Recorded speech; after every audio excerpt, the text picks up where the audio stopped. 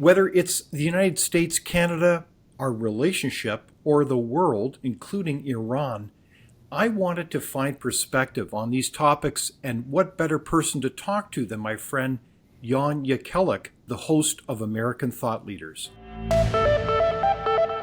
So, as they say, perspective means everything, the way we look at issues. And so I thought I would gain a lot of perspective by talking with, of course, the great host of American Thought Leaders, Jan Jekielek.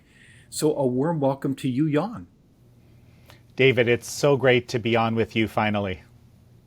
Well, we've had some great conversations along the journey, and I'm just delighted and excited to have this conversation because, Jan, you have quite a story. You're an expat Canadian living in New York City in the United States, and you've certainly been the host of American Thought Leaders. I am a big fan of the program, as you know, Jan.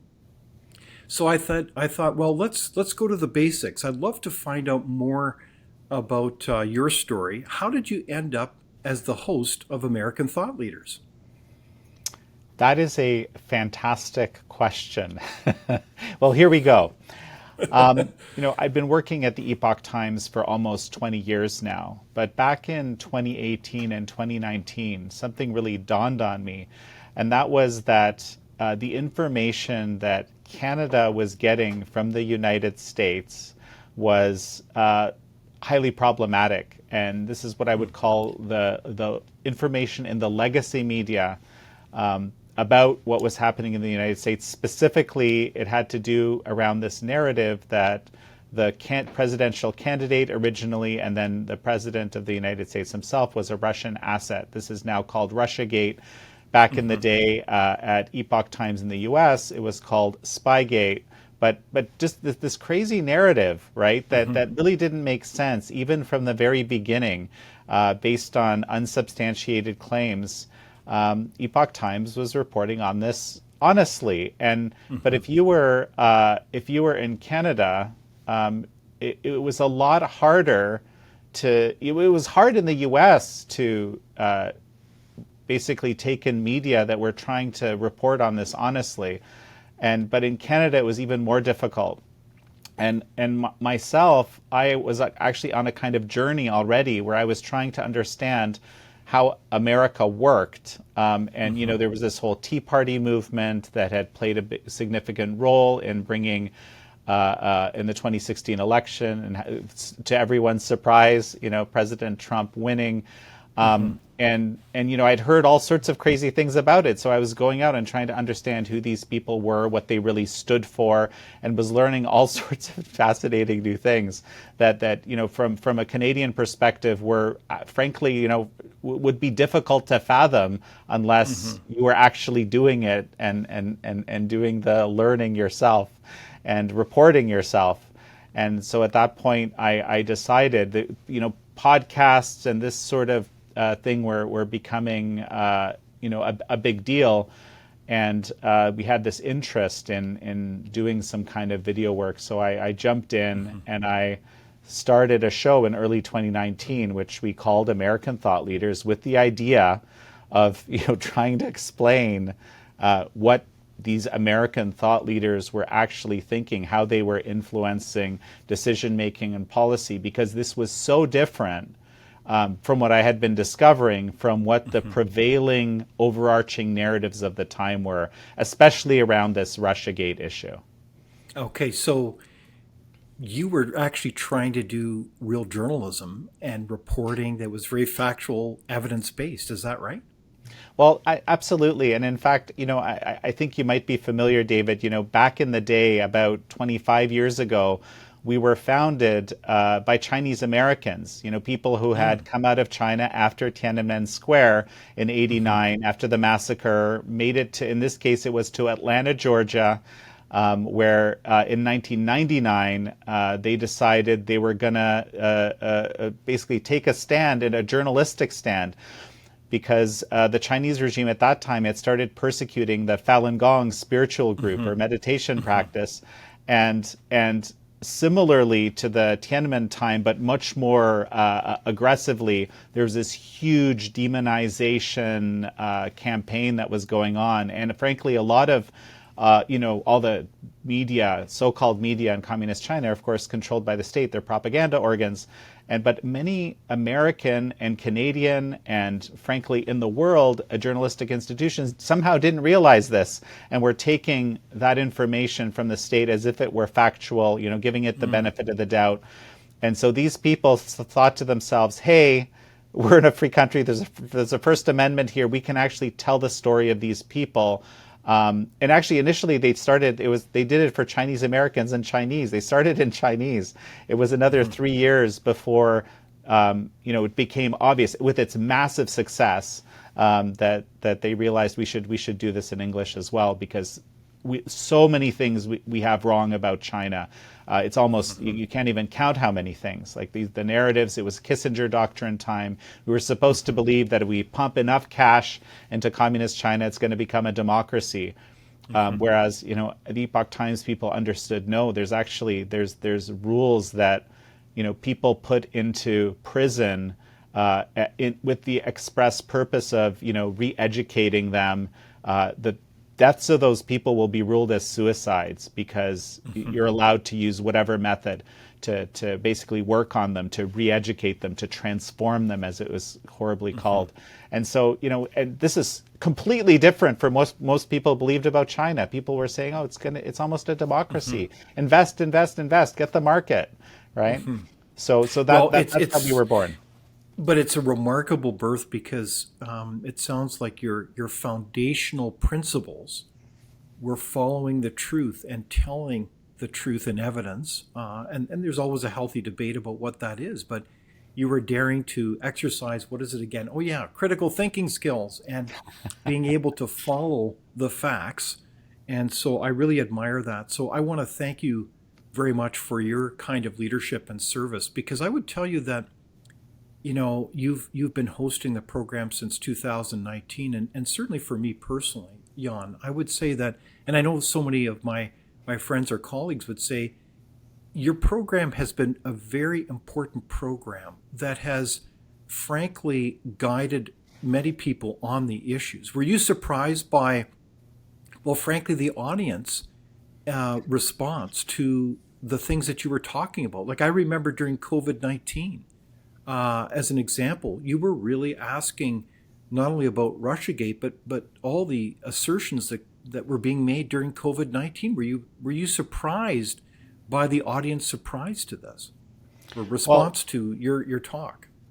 Yeah, no, absolutely. Actually, in 2019, it was kind of shocking that the channel was basically growing exponentially. We started on YouTube. It was really until 2021-ish that it was growing very, very quickly. But there were all sorts of censorship and suppression efforts made. At one point, it was demonetized and it basically flatlined. And that's where we moved it to Epoch TV, which is our own platform, which is subscription based. So it's a blessing and a curse.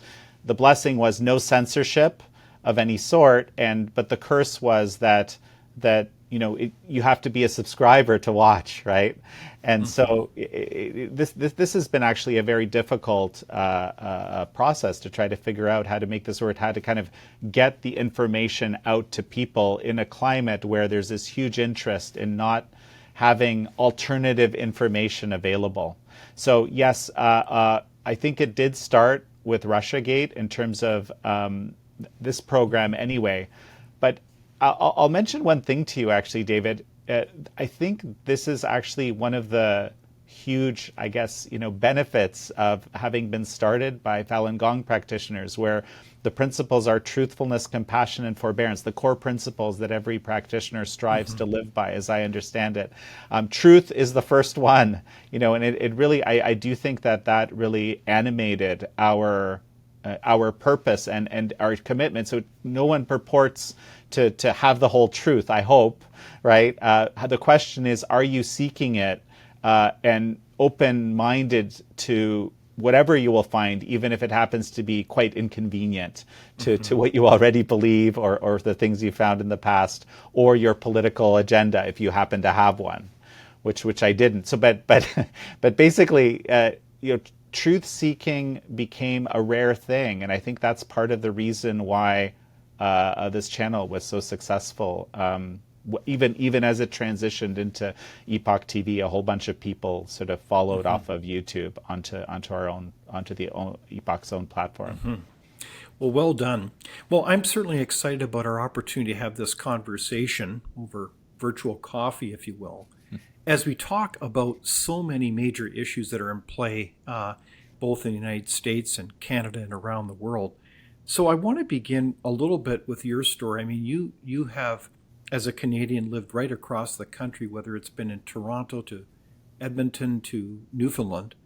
So you, interestingly enough, I think have a perspective both on Canada but also the United States. And so I'm really interested in terms of talking first about the United States a little bit, because I'm not totally convinced, as someone who has part of my family is American, and obviously I'm a proud Canadian, is I'm not sure if we totally understand each other. So help us understand your discovery of the United States. What has that been like to live in the United States now for a number of years? Well, I guess the first thing that comes to my mind is that I think for a lot of Canadians, their understanding of the United States is mediated by media. Yes, and right. and largely by for most people what I would describe as legacy media, which happen to these days especially have very, very similar narratives. And sadly, often these narratives turn out to be untrue, especially on the issues that are most important. It's not like everything is untrue, but when it comes to the sort of the hot button things, that the critical things that you really need to have, very good information on so you can make up your own mind what to think, right? Very often our legacy media lead us in the wrong direction. And I think, and this is certainly the case in the United States, but what I think I've noticed is that there's even a greater credulity to these legacy media outside, American legacy media outside of the United States, and sort of the adoption of these narratives, whether it's in Europe or in Canada. And I think this actually creates a huge problem, because you're building foreign policy, you're having to have relationships, diplomatic relationships. If you're believing, I don't know, again, right? If you're gonna have your assumption be sometime in the 2016, 2017, 2018, 2019, if you believe that the president of the United States is a Russian asset. Right. That would change dramatically what kind of relations you would have, obviously, right? If you believe that. And of course, this was fantastical and deeply wrong, and actually created huge problems, possibly even leading to this war with Ukraine right now that exists. Some analysts believe that's absolutely the case. But when media aren't truthful, yet a whole lot of people believe them, this can create havoc, right? Both Okay, so are internally you in a saying country. that, are you saying, like, I used to read the New York Times regularly, or the Washington Post, all kinds of, key legacy media. There's a lot of great stuff in there, but boy, is there a lot of things in retrospect that were just utterly consistently wrong on almost every key issue. Is that what you're getting at? So then we in Canada tend to look at those media outlets and say, well, the New York Times is the paper of record. It must be true. So that's an assumption that is totally incorrect. Is that right? That's right. That's exactly right. And the challenge is, I guess I would say, the biggest challenge, I think, is to find sources that you can trust. And I think I actually encourage people to do that themselves, right? To actually make that a project for themselves. Look, go out, look for some alternative sources of information, and then ask yourself, how are these sources doing? What is their record over time, right? You know, an example, I mean, during COVID, one of the most terrible things, policies that was implemented during COVID, and I think there may be still people out there who are watching right now who disagree with this because they don't understand the you know what actually happened and what multiple peer-reviewed research studies now tell us. The school closures. A lot of schools were closed for considerable amounts of time. And this has Yes. and it was actually known at the time that this would have a devastating effect on our children. I mean, like, this is the focus of our societies is to, bring healthy, successful children, and have them live good lives in wonderful societies that we develop. But and this was kind of known, and even in a reality when children were, unless they had very serious multiple comorbidities and disease and stuff like that, were virtually they really were in no danger from COVID at all, and they didn't even transmit it to adults. This is a curious feature of COVID, actually. If influenza works very differently, right? But COVID, and this was all known very, very early. So the idea of school closures from the beginning was not a good idea, and it was very clear. And there were many scientists who were, putting everything on the line apparently to tell people this. This is crazy. This is going to damage society. This is going to damage our children. Yet there was this overlying narrative, right? And led by many, and the New York Times was a great example of this. There was actually a journalist at the New York Times who, advocated hard for these school closures, all the while sending her own kids to private school, which wasn't affected. You're kidding. This kind of stuff actually happened, right? It's shocking. Wow. But it happened, right? It's truly remarkable. Like, so what I find interesting as well, and this relates to your role, Jan, is that during the last many years, as these stories unfolded, you were kind of at the front lines of kind of talking with people who could share that insight and information that in retrospect is, obviously a lot of these things were proved to be just utterly false. I mean, the whole issue around advocating for school closures. I mean, I understand that as crises unfold, it takes time to discover, but over a period of years, we know the data.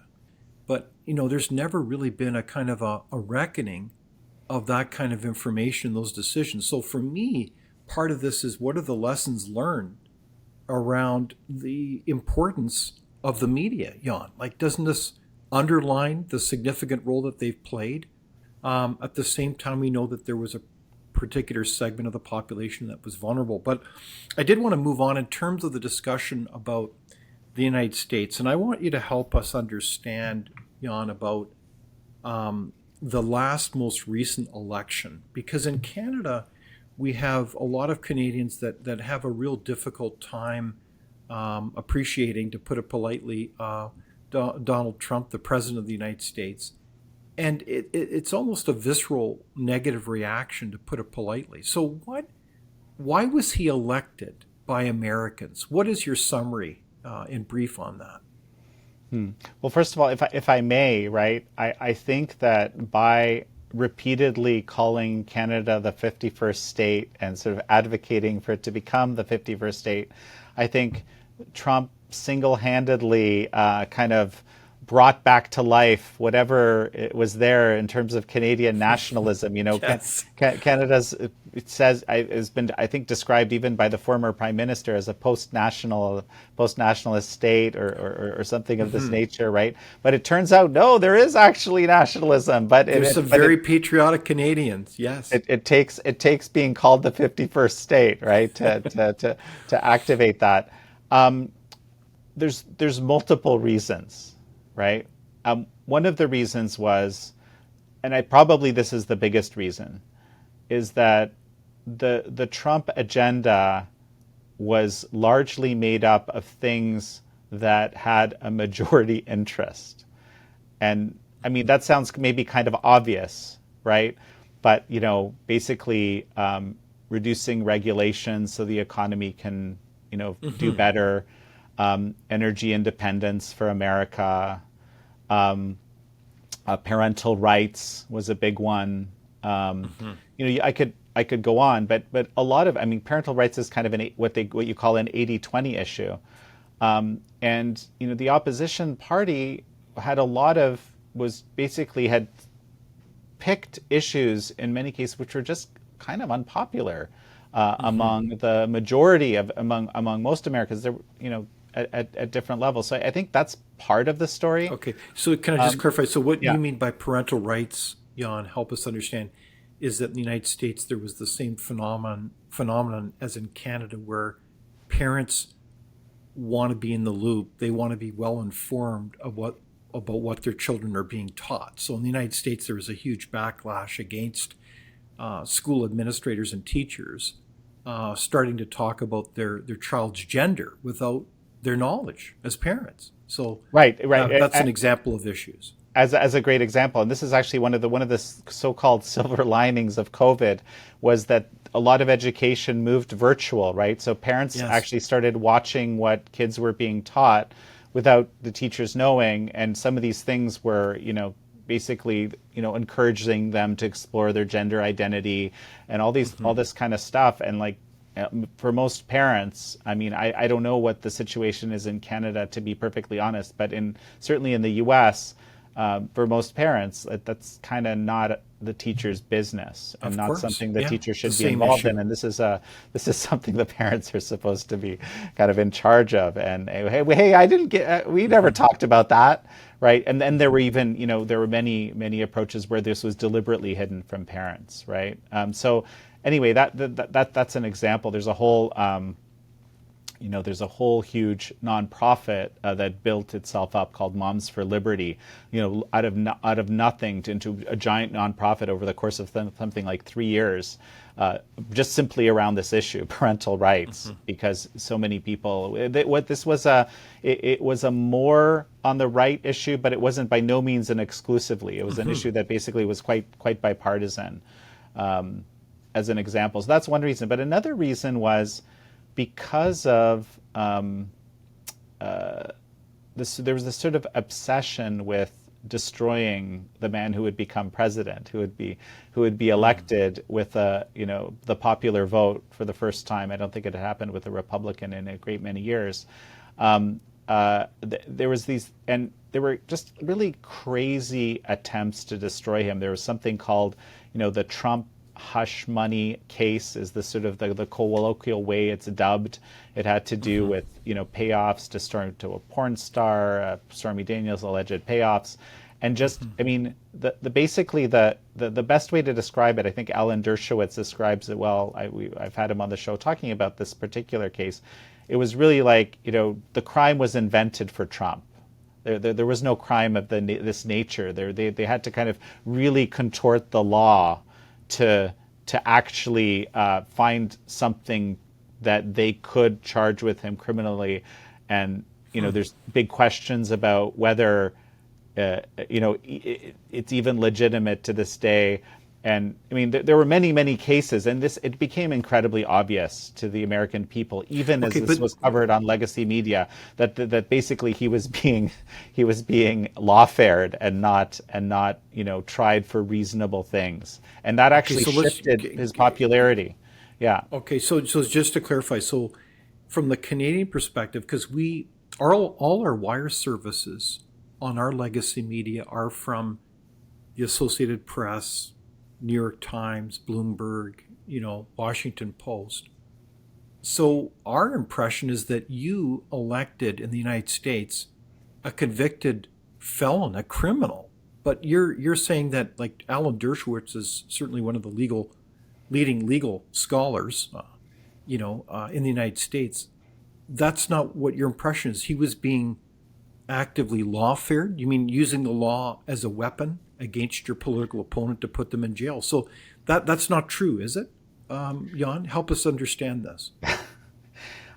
Well, so Alan Dershowitz, of course, Harvard law professor for many years, been involved in some of the most important cases over the last, 40, 50. He's been around for a very long time with a very sharp mind. A lot of critical cases that we would be familiar with, a brilliant scholar and practitioner of jurisprudence.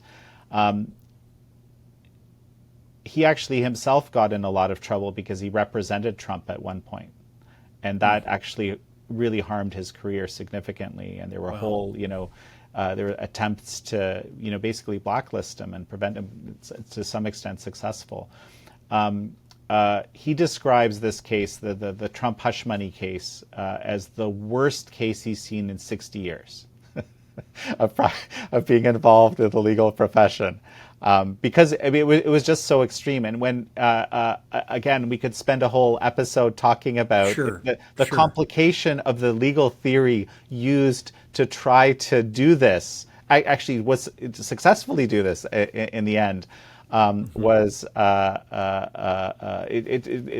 kind of boggles the mind in itself. And the point is that the American people saw through this, even though as this was being broadcast on legacy media and so forth in many Okay. cases. So Yeah. the American people saw through this, that the law was being perverted against their political opponent. It was not a fair use of law.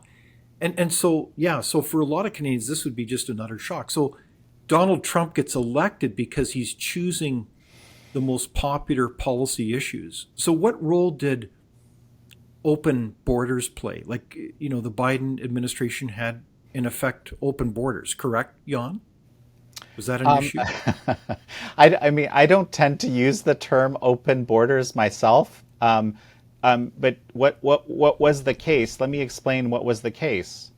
There was a very powerful incentive structure set up to, in effect, encourage huge amounts of people to come to the U.S. Across the southern border without and basically very relatively limited cost. And this is the thing, right? When you set up, I mean, the it was described as la invitation, right? Like the previous administration issued what was colloquially known among the people that were making this, this difficult trek, as la invitation, because if you come, basically you can have a better life. And Okay, so but the idea is that millions of people came into the United States the last 4 years. Is that correct? I think the low estimate is 12 million or something like that. 12 million. Wow. It's a really, I mean, some people think it's a lot more than that. It was an unbelievable amount of people came through, and this was not popular.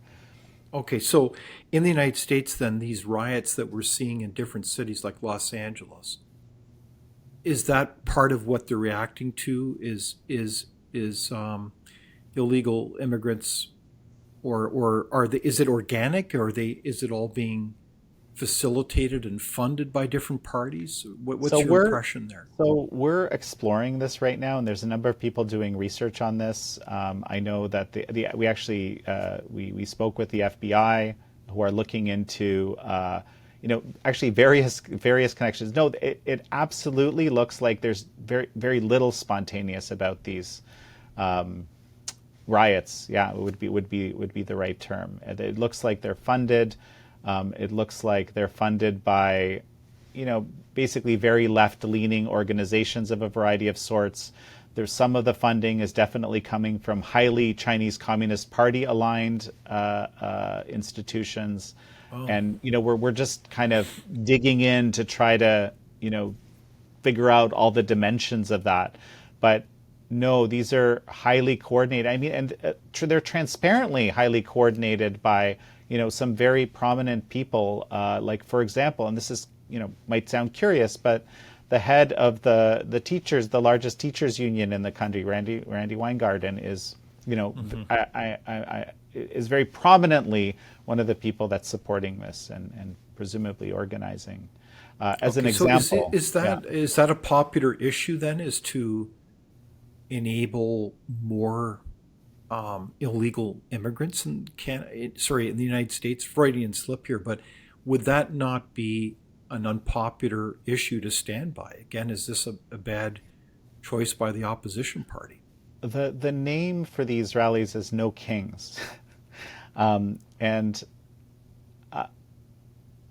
it's not entirely clear what they are for. They seem to be just basically against Trump, because this is the like that. I think that's what No Kings is really speaking to, and I suspect that the issue of what you would call open borders would be something that a lot of the people, I haven't been out in them in these riots, I haven't spoken to the people there, but I would guess that the issue of, sort of just free migration of anyone who wants would be something that a lot of the people in these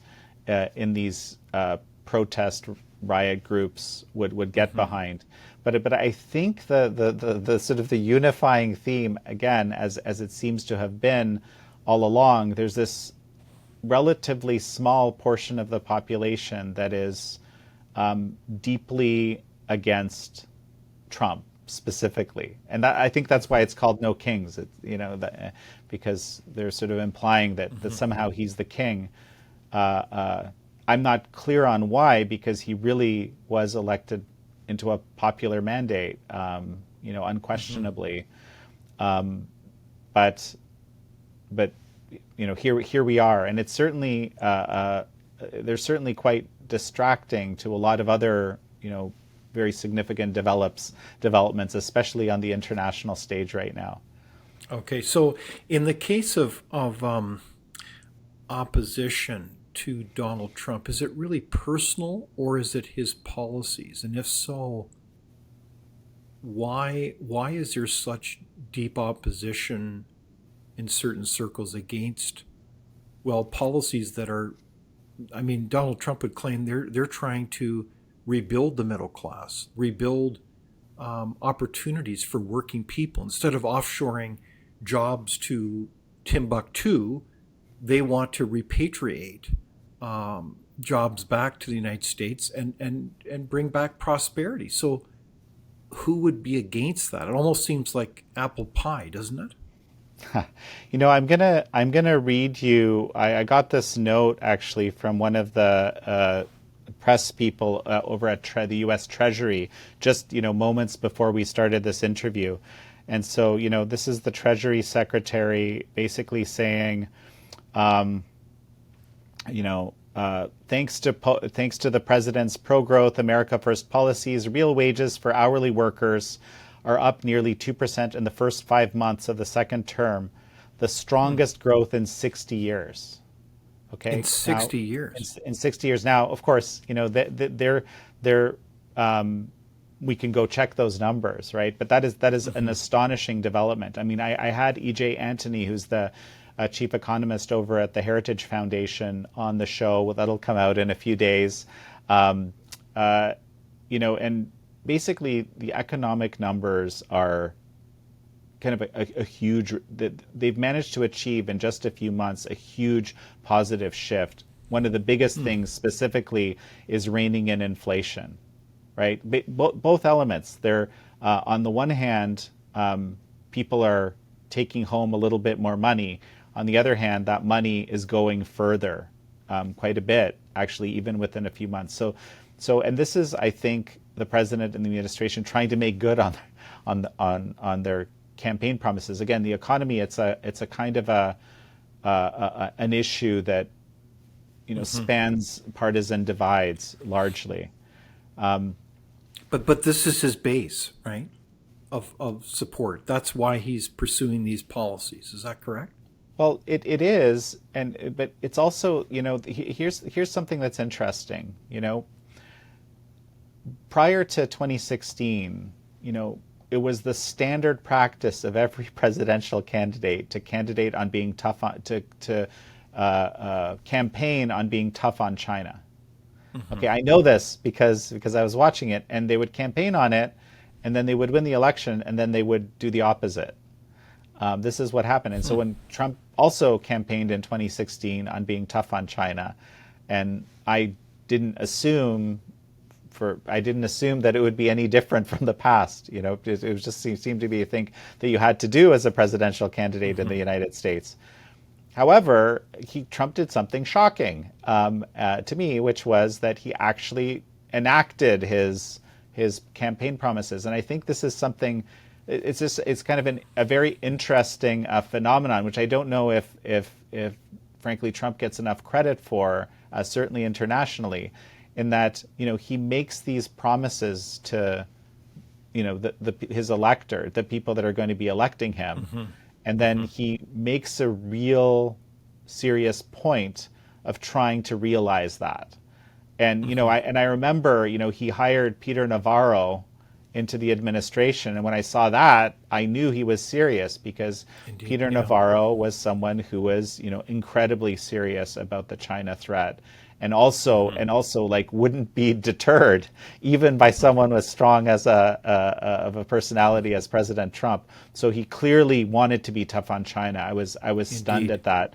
And Yeah. and the thing was that as we watch this unfold, I think this is just what he's doing. He campaigned on a whole suite of issues, and he's basically going all out to try to realize those. So I'd like to talk about the Canada-U.S. relationship. We know that as Donald Trump came into office, he articulated a number of concerns about Canada, let alone other parts of the world.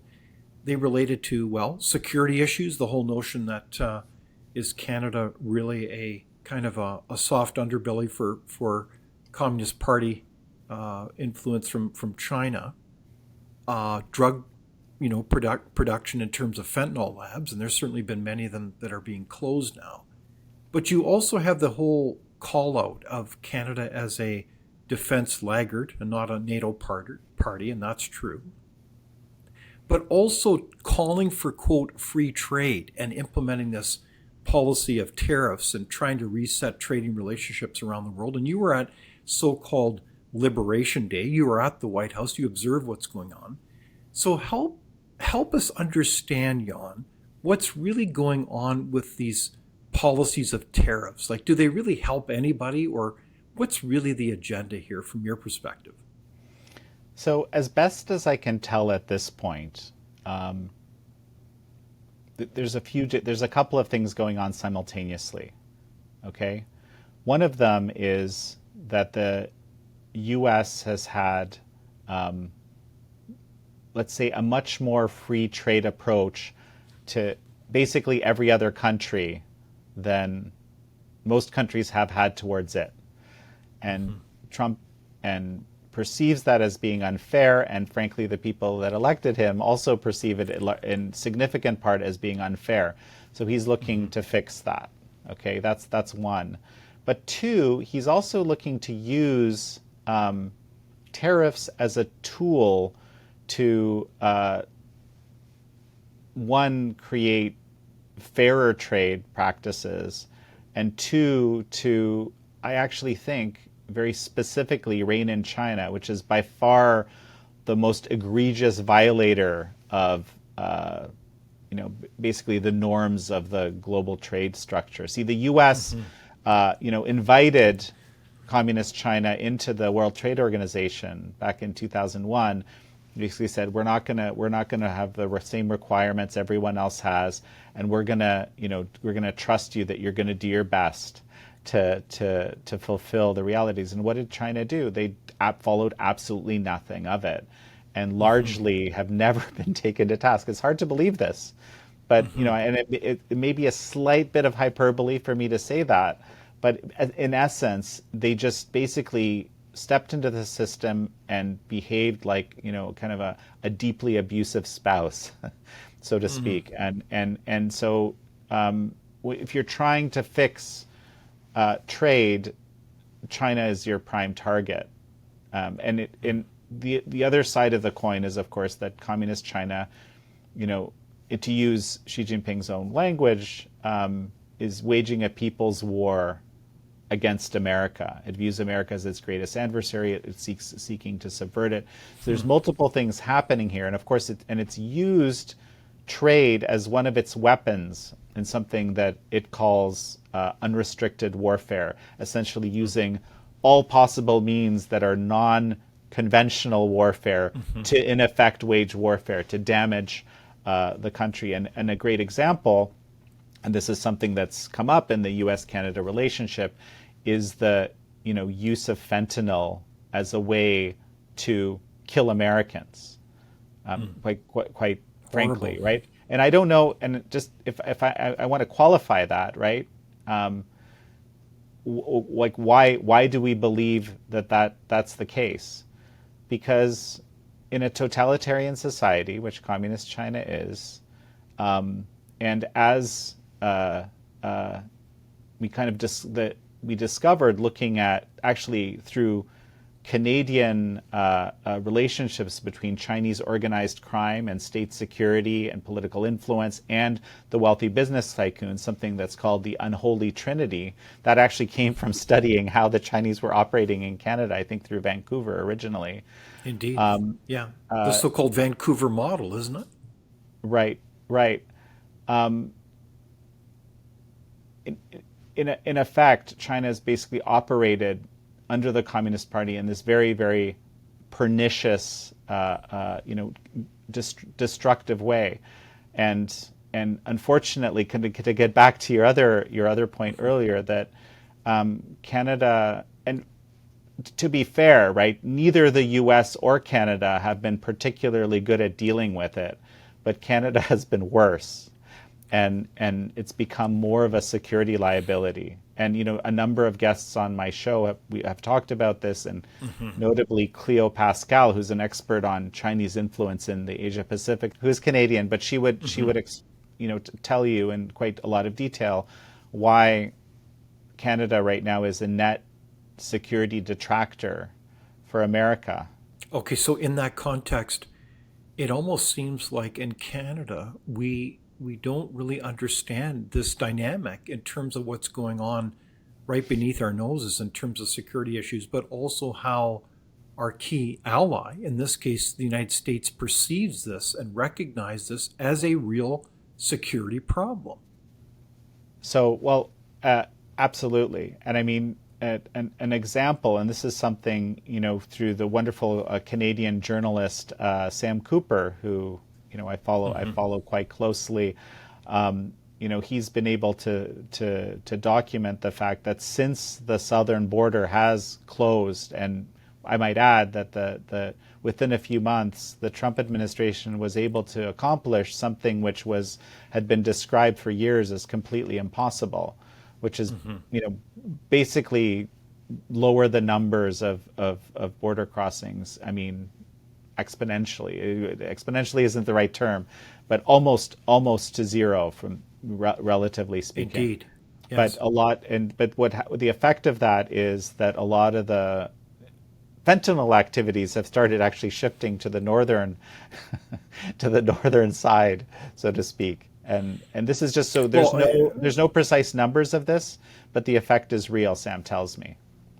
Well, and I, one of our senior fellows is Scott McGregor, a senior intelligence official, and he's articulated this well under his book, The Mosaic Effect, and it is really remarkable the number of gaping holes in terms of security in our country. I mean, you just look at our ports as an example, where basically 1.5% of our containers are even inspected. So within that kind of reality, it is Canada is got a lot of issues to get together here to address these security issues. So my question then is, as we look at negotiating a trade deal with the United States now, it's clear the United States is making an awful lot of agreements with other countries, including, well, the UK. There's a whole number of them that are emerging in Europe, as well as other Asian countries. But yet Canada doesn't have a deal yet. Why is that, Jan? Do you have a theory about that? So I have a theory. And the theory has to do with transshipment. So when I first looked at those tables on Liberation Day at the White House, the famous tables that they held up, right? Yes. However you understand them to have been calculated and so forth, because there's a lot of debate about that as well today. One thing was clear to me, that largely the highest tariff countries were the countries who had the biggest what's called transshipment problem. And the transshipment problem is essentially a way to evade tariffs or sanctions. Like, for example, if you're producing things in Xinjiang, where communist China is actively enacting a genocide, which U.S., Canada, and the UK all agree that they're doing the worst possible thing that human beings can do to one another. The regime is affecting that in Xinjiang. If there's products from there, those products are sanctioned. There's laws in the U.S. to prevent products from slave labor and in a region where people are being literally genocided. However, what you could do is you could go to another country, say Vietnam or Cambodia, which are big transshipment companies. You could set up a warehouse and say that it's a factory, and then ship from there. And then there's no sanctions, right? And and the tariffs are different. So this is a pretty standard thing. And unfortunately, Canada is also a pretty significant transshipment hub for communist China, right? So I suspect that if this creates a problem, right? The problem is that if you're trying to leverage China, which is I think what the Trump administration is trying to do, into behaving, if you keep all these loopholes open for them to push their goods out, that you don't have as much leverage. So I think part of what the Trump administration is trying to do is to basically close those loopholes. And I think if Canada were to be able to sort of shut those transshipment loopholes, for example, that would go a significant part of the way to helping. And let me explain why this is so important. The Chinese economy is in really rough shape. They're very good at manipulating things like, the value of the currency to try to prevent, utter collapse and so forth. But it's essentially a one-trick pony right now. The housing sector or the building sector has collapsed now. That was kind of one of the big areas of GDP in the past. It's not anymore. It's essentially an export economy.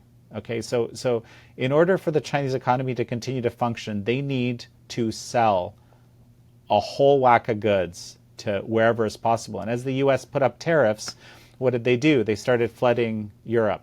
And this is, again, I was in Europe recently giving a speech in Poland, or a talk in Poland, and so similarly, I talked about this. I said, if the EU, were to start protecting itself from the dumping that China is in effect doing into its market at super low prices because it has to sell its goods, right? If we're then I think that would go a long way to reducing the European tariffs. Why? Because it would accomplish, at least in part, the goal of the U.S. administration, which is trying to basically maintain its ability to leverage China to behaving more like a reasonable human being. And if I may, I just want to touch on this one final thing, right? That we have such a problem in Western free societies in understanding communist societies, right? We sort of think of them as just another player thinking about the world in a similar way that we do, and they just aren't. And this is I think it would help immensely if you understood, if you are able to behave or adjust your foreign policy with respect to a communist country, understanding kind of the nature of it and how it works, and that it has different assumptions and different goals, fundamentally different assumptions and different goals and different values, right? Especially when it comes to human life than you do. You would have a completely different approach if you do all these things or factor them into your decision making. Indeed. Well, I think your analysis then challenges us, Jan, to think about not just simply our own lens or perspective, but rather understanding the objectives of a totalitarian regime in many respects, the CPP, but also to understand the lens of how the U.S. sees Canada then as kind of a soft backyard where all kinds of things can be traded in through this back door, as well as drugs and all kinds of other challenging trafficking of people to all kinds of issues. So in a way, we're kind of like a problematic workaround into the United States. Unfortunately, there's a lot of truth to what you just said, and there's also the level of influence that the Chinese Communist Party has. Again, it's huge in the United States. There's myriads of examples of this. And even in the U.S., some of the problems, there's a lot of laws on the books. There's a whole CFIUS is a group Committee on Foreign Investment that's supposed to prevent certain types of investments from happening. They haven't been doing a terribly good job. There's a lot of things. In China, it's just a lot. In Canada, it's just a lot more wide open, and there's even in many cases very, very open CCP influence. You have politicians being elected with Chinese money helping, and it transparently being known. But I think, right, it seems to me it's known by the majority of the populace, and I don't see the actions being taken that I would expect to try to stop that. Indeed. Well, I want to thank you very much, Jan, for our discussion today. It's been far-reaching in terms of both the United States, Canada, but also understanding the geopolitical context. So I wanted to ask you a final question. It relates to the rapidly unfolding conflict with Iran and certainly the Israeli strikes. Who are the actors really behind Iran? I mean, I know that Iran has been behind the funding of many terrorist groups, but what is the relationship between Iran and China? Well, I think the simplest way to describe that relationship is that China buys 77% of Iran's oil by the latest statistic that I'm aware of, which is, so essentially a lot of the funding of the regime and of the country actually comes from China at the moment. And communist China has this approach, and has had for years, that it wants to keep the United States and frankly the free world distracted from its own terrible behavior by helping enable essentially every problematic regime in the world, whether it's North Korea. I believe, people have told me this, I believe this is correct. If China wasn't funding North Korea, the regime would collapse. Another, similarly with Iran, huge enabler of Iran, whether it comes to weapons, whether it comes to, basically, funding through the purchase of Iranian oil. It's a deep relationship. There's this, there was a term, axis of evil or something like that. The point is that they're deeply connected, and China has been a huge enabler. Well, look, I want to thank you very much, Jan, for joining our discussion. You've offered, I think, a very insightful perspective on not only domestic issues in Canada and the United States, but also the geopolitical context. So thank you so much for joining us today. Thanks so much. Thank you for watching Leaders on the Frontier. We're a nonpartisan think tank. We explore ideas, policy, and practical solutions that can make a difference in the lives of Canadians. We do not accept any government funding. We work for you. Thank you for supporting Frontier. Visit fcpp.org to give. While you're there, be sure to check out our latest articles and research. Without open discussion and debate, you're not thinking, nor are you free. Comment below. We'd love for you to join the conversation.